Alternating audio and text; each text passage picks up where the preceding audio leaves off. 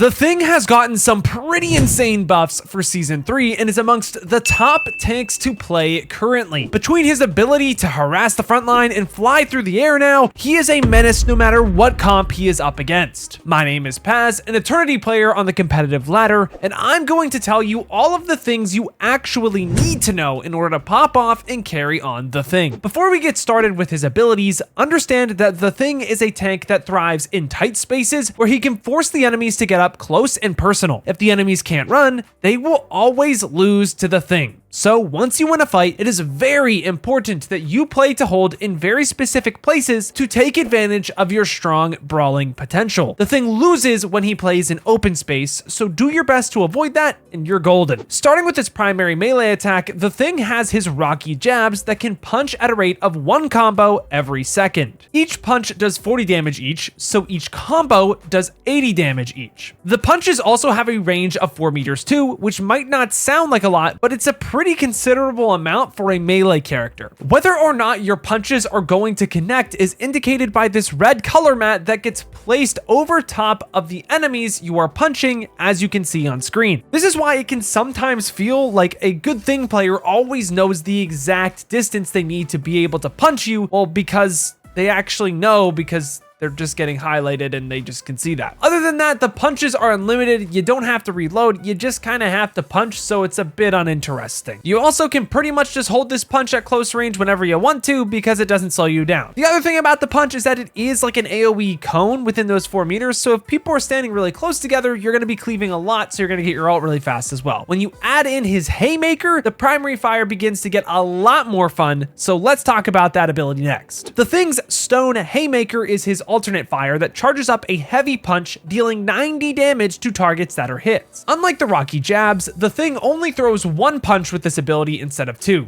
but the punch deals 90 damage from an increased 8 meters away, which is insanely far for a melee character. He also moves forward 3 meters while punching to close the distance on anyone that is unfortunate enough to try and run from him. 50 bonus health is also given to The Thing when the ability is activated too, which is nice and encourages players to get more aggressive with the character. Due to the damage the Haymaker does, a simple jab Haymaker combo is enough to take out a squishy with 250 HP. With a Mantis damage boost, this damage combo goes from 250 damage to 280 damage, enough to eliminate most squishies in the game. Rarely will you ever run a Mantis with The Thing, but with the recent changes to her, you might have that interaction happen to you sometimes in ranked, so it's nice to know. The Haymaker is your poking tool on The Thing that is going to be used early on in fights where you want to look for chip damage to close the distance, but you don't quite want to overcommit. Since it has so much range, most of the time you'll be able to pressure the tanks on the front line with a wallop or 2, which makes them feel less confident in their engages against you. The Haymaker can also be charged before you leap to knock down flying enemies if you manage to get a hold of them, where you can then immobilize them with the rest of your kit and then get a clutch pick.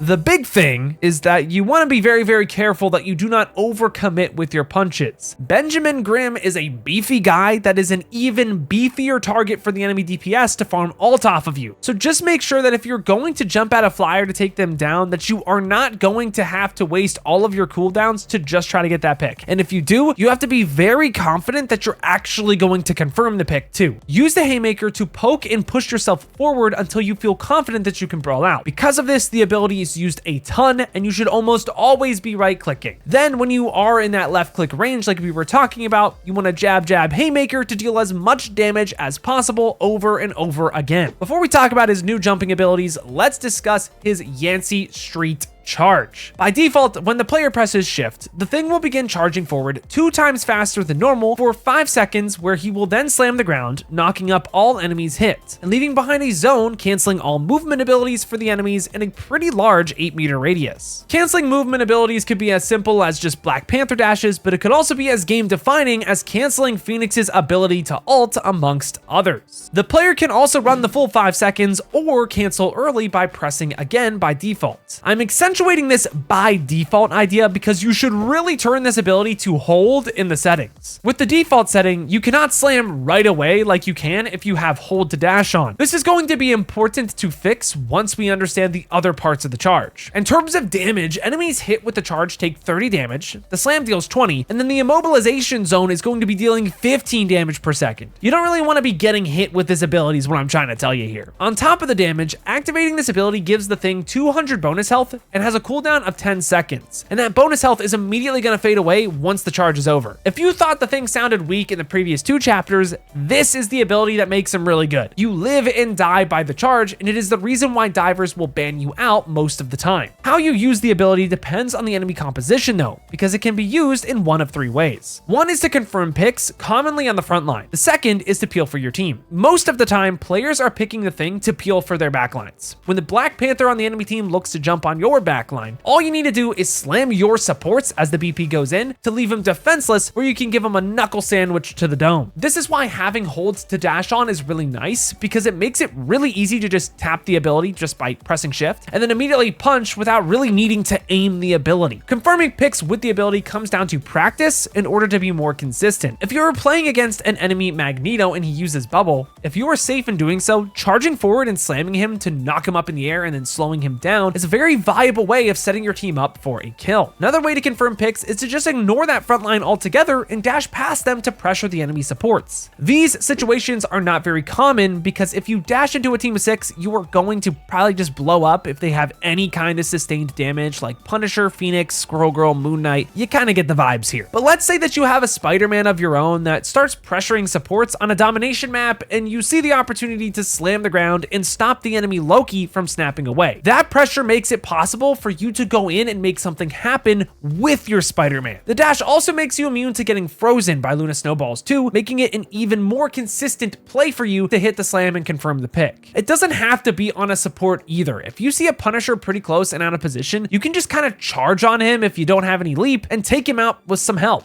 That isn't all really that far-fetched either. In these situations where you dash into the enemy team, you'll just want to make sure that you have a jump to get back to your team before you get absolutely slammed. So long as you have at least one person in the front line with you, you are fine. Just don't go too deep. And this is usually why the thing is paired with Magneto, because Magneto as a tank is actually capable of pushing forward in a frontline position that way. The last of the thing's abilities are his Embattled Leap and Battle Blitz that allow him to jump to enemies and teammates in a 20-meter range at the click of a button. While they are technically 2 different abilities, they both utilize the same 2 charges and 3-second ability cooldown. So if you jump to an enemy, you'll have to wait 3 seconds before you can jump back to a teammate. And once the sequence is over, you'll have to wait for the charges to come back off of their 10-second cooldown. When you jump at a teammate, you give both them and yourself a 30% damage reduction buff for 3 seconds, indicated by these little rocks that are hovering around both characters. When you jump at an enemy, you give only yourself a 25% damage reduction buff, but you can also charge a Haymaker in the air to make up for this loss of tankiness for more damage. We understand how these abilities work now, but how do we actually use them? The jump to teammates can be used in a variety of ways. First, to enable aggression. If you are not sure that you are going to get a pick if you jump at an enemy and want to look to make space by charging instead, you can look to charge into the backline, trade a few punches, forcing the enemies to turn and respond to your pressure. Then, since you've already planned your escape, you simply turn around, jump back to your team, and you're chilling. You have to make sure though that you are going to be in your team's line of sight for this, or you will troll. I am just telling you now. You can also jump to a friendly DPS when they ult to enable them to get even more value with that damage reduction, like with a Star-Lord ult or a Punisher ult, for example. That's a very good time to use them. Second, you're going to want to use this to save people from specific ultimates. Let's face it, Magneto's ultimate wins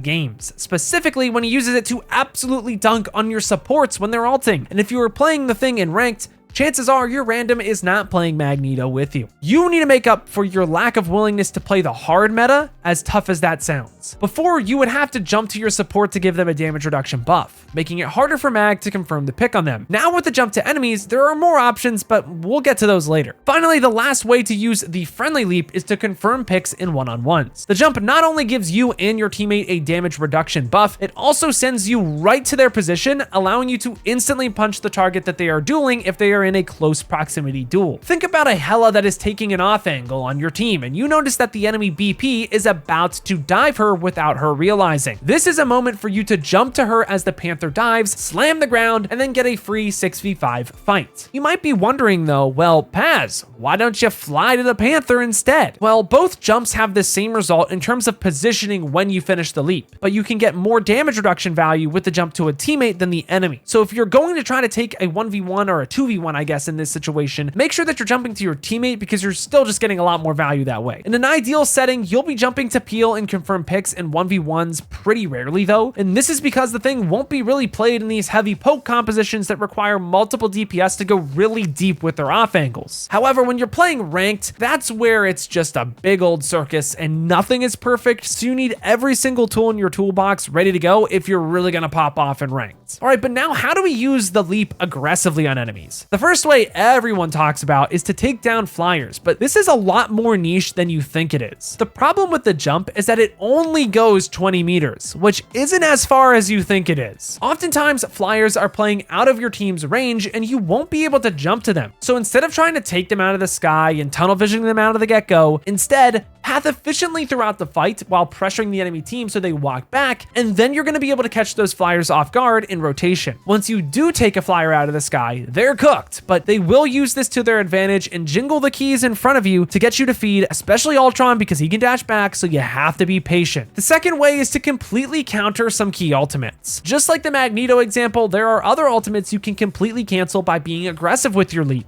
For example, you can fly through the air and intercept the Phoenix ultimate immediately to counter her shockwave, allowing you to keep all of your deployables up and running. Sometimes it's even worth it to jump at an Iron Man if your Luna just ripped ult and it's either her or you that dies. In my opinion, it's almost always better if it is you on the thing in an overtime situation because you can always just portal back on Strange and it won't really matter because you're switching from a tank to a tank. I'm sure there are other ultimates that you can counter by jumping at the enemy that we haven't talked about, but just as a reminder, it isn't all ultimates. I can't believe I have to say this, but please do not try to jump a Punisher ultimate on the thing. You are going to absolutely explode and you are feeding. Anyways, the final way you can use the jump aggressively is if you are confident you can confirm a key pick that is getting away. Typically, when you are cleaning up a fight, there is one squishy that will just barely get out. You can now counter this on the thing by simply jumping at them and punching them in the jaw. Using leap to start an engagement in general is not the worst idea, but how to fully maximize the jumps in every single fight is super situational and just comes down to reading the room and practicing. Before we move on to the ultimate, let's make sure that we talk about the passive that ties his entire kit together, Unyielding Will. Thing's passive makes him immune to any ability that would launch him up, knock him back, pretty much anything that would displace him. Most notably, the thing cannot get pulled by the Wolf this season, but he will still melt you because he stuns you. No one is safe from Logan. Just to be clear, this does mean that you can still get stunned. For example, Snowball still hits you on the thing unless you are charging. Bucky Hook won't pull you, it will stun you though. It's a little confusing at first, but it does make him immune to characters like Sue, making it very easy to just close the distance and punch her since she can't knock you back or pull you in. Speaking of Sue, Thing also has his team up with her that allows him to generate 100 bonus health while he takes damage for 5 seconds every 20 seconds. It functions the exact same way it does with Johnny, although it isn't as strong or mandatory with the Thing because 100 health for him is not nearly as impactful as 100 health for Johnny. Use it to charge in and then punch the enemies. You might just come away with a pick or two with that little bit of extra health. We are finally finished yapping about his neutral kit, so now let's talk about the Thing's ultimate, none other than Clobberin time. Upon casting the ultimate, the Thing slams the ground, shattering the earth, stunning all enemies in a 10-meter wide, 3-meter high, and 18-meter long spell field in front of him. This might sound incredibly OP,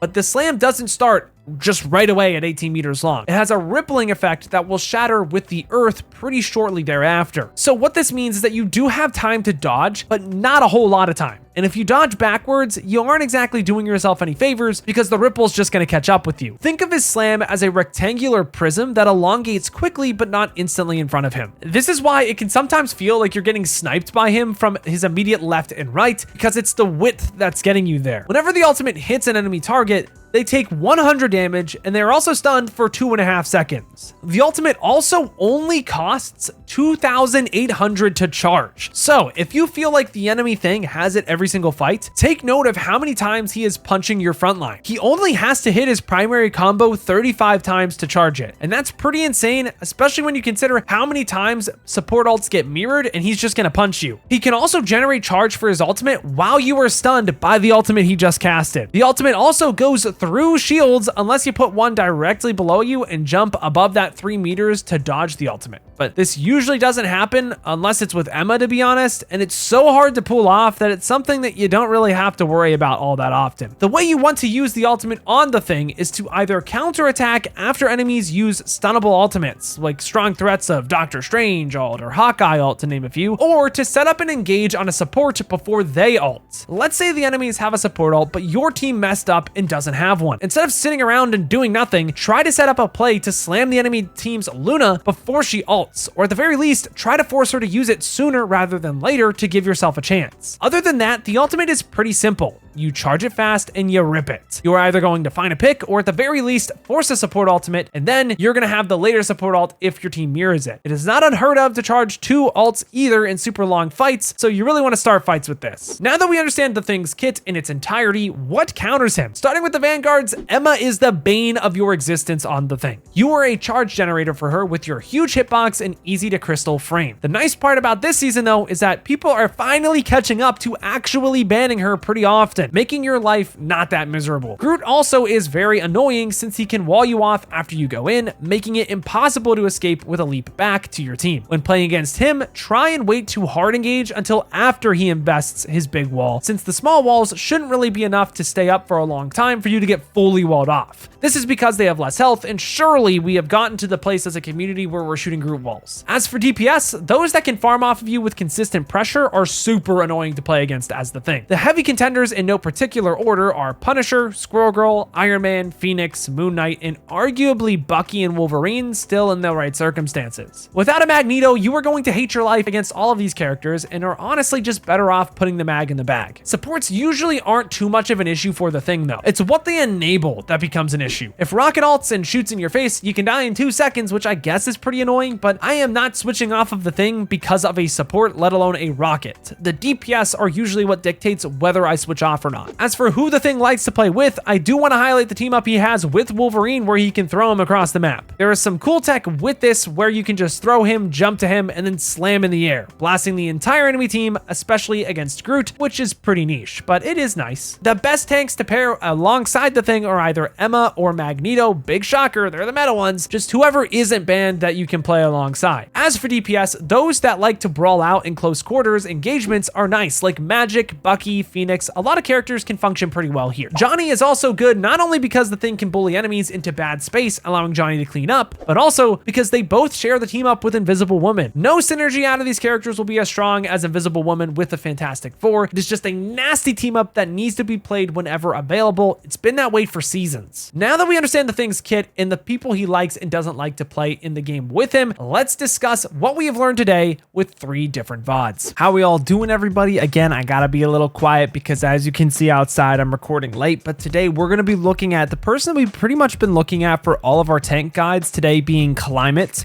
He asked that all of the names be hidden, specifically because this is what looks to be possibly a scrim that he filled for, and he doesn't want like too much getting out there about all this stuff, but he's a very good tank player. He's one above all, currently in the top 500 at the time of recording this video. So let's get started on what he is doing on the thing to make the thing so insane. Now, he's played Thing before, but he's mainly what I know it to be like. He plays a lot of Hulk, he plays a lot of Groot and Magneto, so he's still learning this character in the new meta since Emma's getting banned in scrims a lot, so it doesn't really surprise me that we're looking at him.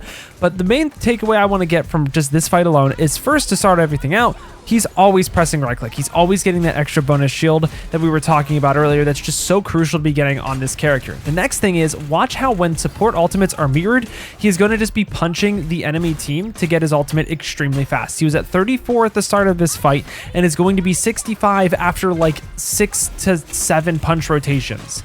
Then when the enemy Magneto actually looks to use his ultimate, he's going to be a little late on it, but he's actually going to try to peel for his support here, and he actually actually does manage to keep that person alive and then turn that into a pick against the enemy Magneto thereafter for his team. And then he's just going to keep punching here. Look, he already almost has his ultimate with these support ults going back and forth. And with a little bit more practice from Climate, I know he's just going to get even more efficient with all of these things. But I mean, the thing isn't this super deep character, but it's about understanding the interactions that are going to be going on in these ultimate fights. It's going to really propel you to the next level. So let's watch 2 more fights from Climate to see how he's really getting the most out of this character. This situation's really interesting because we're going into Symbiotic Surface 3rd point, which is very, very wide open. It's one of the most wide open points in the entire game, but watch how Climate is going to actually set up his Punisher with an ultimate on an off angle almost with the thing here. He's going to look to slam the entire enemy team, not from main, but from an off angle to actually help his Punisher get 2 free picks here and then take the fight in a closer range engagement that is more advantageous for him. Is this the best way to do it all of the time? No, but I think this is a great understanding from Climate of that fact that you need to try to set up close range engagements on the character if you're going to get a lot done. It's also nice that he's trying to pressure the Johnny out of the air. It's really difficult to do that, and if our Luna Snow doesn't die here, they probably actually go into this next fight with a very free win in my opinion. But this is a very good job of being understanding of like how you can actually set up your team with an ultimate and just combo ultimates almost like you're playing Emma. Right here then, again, he immediately goes into just punching as many people as he possibly can when there are 2 support ults going back and forth. And while they probably lose this fight, he's already on 50% to his next ultimate. Can we see how much he actually gets before he dies? 60%, 69%, nice, 75%, 80%. He almost has his ults for this last fight going. Yeah, and he gets out. And he gets out going into this last fight. So what might actually happen here, and I'm just going to keep watching this VOD because now I'm heavily intrigued. I didn't get this far when I was reviewing it myself. I think he's actually going to be able to walk back here and possibly slam the entire enemy team. The only problem is that his team is dead. But this type of stuff in a ranked game in like, I don't know, Diamond and below is the kind of stuff that you really want to be seeing out of your thing here. He's just going to jump out and try to help his Wolverine find a pick on a tank that is out of position that just got pulled, kills the Cloak and Dagger, so there's nothing to stop his ult now. I'm wondering when he might just rip the ult on the Luna Snow. That's what I would do in this situation. He does do it, but the bubble does come through. But here's the thing. Everything that he's doing here is stuff that is... It's in the right frame of mind. It's just when you're playing against these top 500 players, it does get a little bit more difficult. But again, he's trying to set up ways that it's easy for him to get really close up and personal with the enemies where he can get more value. So let's see how he does that on defense here with the last VOD, or maybe even 2. For the last VOD review, you know, a lot of people, especially in lower elo, think that Penny Parker is the best play on Symbiotic Surface defense. But after watching this VOD, I'm convinced that it's not Penny Parker, it's the Thing. So like realistically, when you look at this position, when you're playing Thing on defense, what are the enemies going to do? They have to walk at you from main. If they want to walk main, they're going to have to walk into all of this damage and like movement so you're going to be able to do. And even if they try to take that right room, you're just going to be punching them in a very enclosed space where they can't really do anything to stop you. And then what you're going to see the next fight is that the enemies are going to try to go top left. But the thing with Penny is I feel like she has a very hard time rotating around, making sure that she's constantly set up for the drop. Like she's very clunky in this situation where all the Thing has to do, he always has a spot to go. You're going to see where Climate goes. He actually plays on these boxes below the box. I mean, I think with a little bit more practice, he probably can jump up here and hit it. I think there's a way to do that if your friendly actually sets up a little bit more cleanly, if that's even a word. But look, he's just going to play in this little space right here. So the moment a tank wants to drop and possibly take space, he's just going to immediately punch them. Now, what I will say is that the red team does eventually lose this fight. I'm not going to say that they don't. I mean, it's really just a faulty mag ults that could have killed a Punisher but didn't, and you know, that kind of stuff will happen. But you look at this, support ults are going to trade, and this is kind of where I want a Thing over a Penny Parker anyways, because I'm going to get ult on the Thing, I'm going to be able to clobber time, force out support ults and stop their push here, like force them to actually do something in a way that we don't like, that's bad for them. But the problem is, like, you know, the Luna died and then Magneto couldn't find the ults. So is it really on the Thing here? It's just what I want to show here is just how strong the Thing is on defense, specifically on Symbiotic first, because that could have been that could have been a great time for him to carry if his team, you know, did a little bit better in terms of their ultimates in responding to the enemy team. But all of these things, it's just showing me how good the Thing really is of a character and how much we have slept on him for so long, because he still functioned like this even without the Penny, or no, sorry, even without the the jump on enemies. Like, this is still just how good this character was this whole time. We just weren't really utilizing him in the best way possible. So the main things that we want to take away from Climate's gameplay here is we want to make sure that we're farming our ults during those support ult fights, and we're trying to think about, okay, where is the enemy mag ult going to save our support ultimates and possibly even help our Punisher. And the other way that we can help our DPS ultimates do even more is making sure that we're slamming for our Punisher so that he doesn't have to shoot a shield, because we can slam through that shield. And then finally, something we also saw with that second VOD and this VOD here is just forcing fights in close range engagements every single time. How are we staging? What piece of cover are we going to be sitting on that we can take a fight with the enemy team in the best way possible? If you do all of these things, I have a very strong feeling that you guys are going to be ranking up in all of your ranked games, if not the top 500, because I think the thing is really good if you can ban Emma this season. So again, shout out to Climate for letting me use another one of his tanks VODs. All of his stuff will be in the description if you want to check him out. And let's close out the video. And that closes out today's guide for the thing in Marvel Rivals. If you have any questions, make sure to send them in the comments down below, as well as asking me live right now here on YouTube or on Twitch at twitch.tv/PazSwagger. I stream every day I upload, so be sure to check me out to learn more about everything I talked about today. Thank you guys all so much for watching, but until next time, I've got to peace out and Paz out. I'll see you in the next one.